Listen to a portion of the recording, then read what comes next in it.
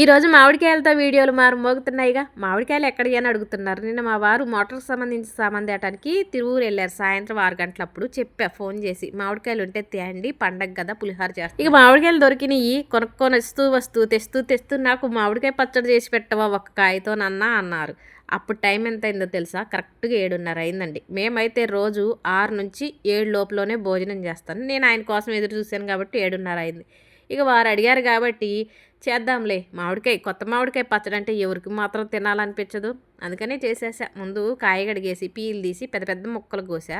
Spoon ఆవాలు వేయించి spoon మెంతిపొడి ముందు వేయించిందే ఉంది. అవి రెండు కలిపి ముందు రోట్లో వేసి పొడి చేసి ఈ పెద్ద పెద్ద ముక్కలు కోసిన మామిడి ముక్కలు ఉన్నాయి కదా, అవి ఒక్కొక్కటి వేసుకుంటూ పచ్చ దంచాను. మరీ మెత్తగా దంచితే బాగోదు. అన్నంలో అక్కడక్కడ మామిడి ముక్కలు తగులుతుంటే బాగుంటుంది.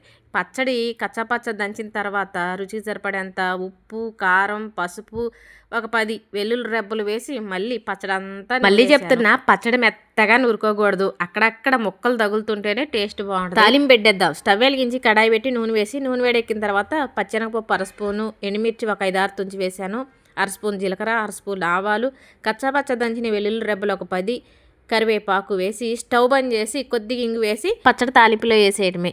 వేడి అన్నంలో పచ్చడి వేసుకొని నెయ్యి వేసుకొని తింటే అబ్బబ్బబ్బా. ఈ పచ్చడి చేసింది రాత్రే, అన్నం తిన్నది రాత్రే. కానీ ఇప్పుడు వీడియోకి వాయిస్ రికార్డ్ ఇస్తుంటే మళ్ళీ నాకు నోట్లోంచి నీళ్ళు వచ్చేస్తున్నాయి. అంత బాగుంది. మామిడికాయ సీజన్లో మొదటిసారి మన ఇంటికి వచ్చే మామిడికాయతో ఇట్లే పచ్చడి చేస్తాం. మరి మీరు ఇట్లే చేస్తారా?